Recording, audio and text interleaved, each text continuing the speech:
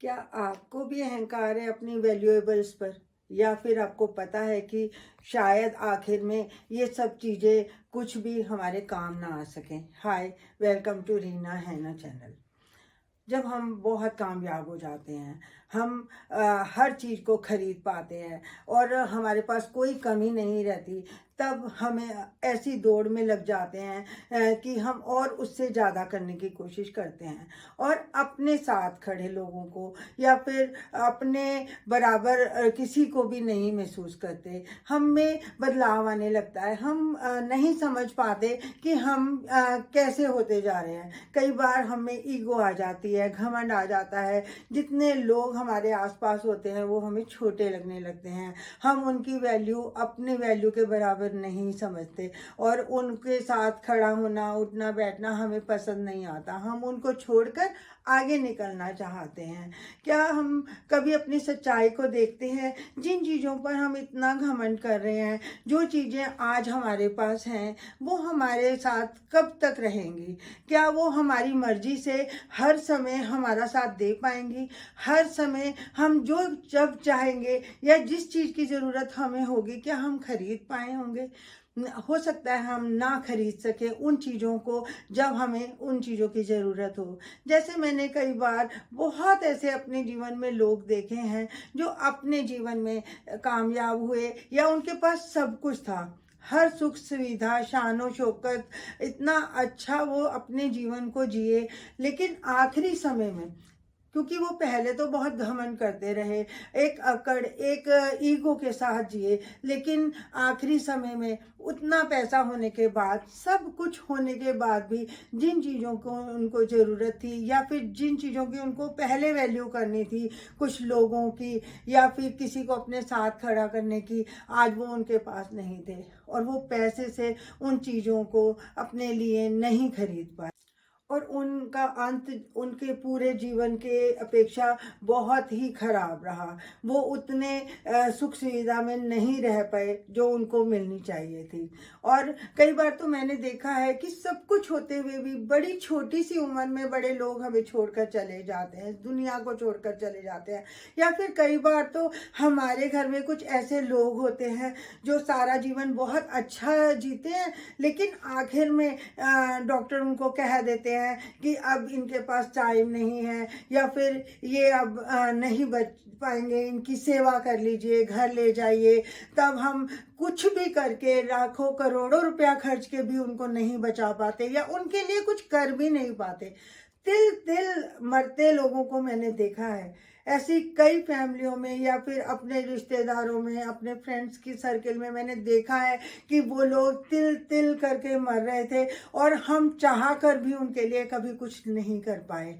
तो हमें समझना चाहिए कि जिन चीज़ों पर हम इतना घमंड कर रहे हैं और आज वो हमारे साथ हैं, कल वो हो सकता है हमारे पास ना हो, तो इन हमारी चीज़ों का क्या फ़ायदा? कई बार तो हमारा शरीर, हमारा बोझ, हमारे प्राणों का बोझ नहीं उठा पाता, तो हम इसी शरीर को सजाने में लगे रहते हैं, इसी शरीर को रख रखाव में लगे रहते हैं। जबकि ठीक है, हमें अपने शरीर का ध्यान रखना है, तभी हम कुछ कर पाएंगे।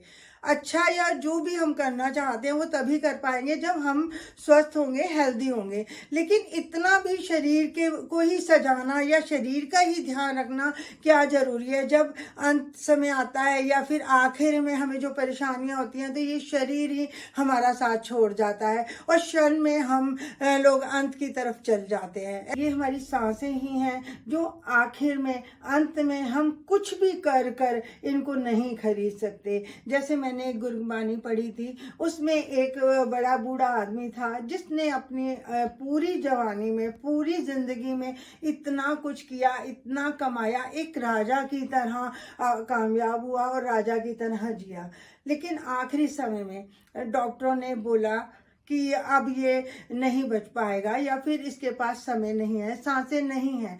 तो उसके 5 बेटे उसके पास आ गए, उसका पूरा परिवार वहाँ इकट्ठा हो गया।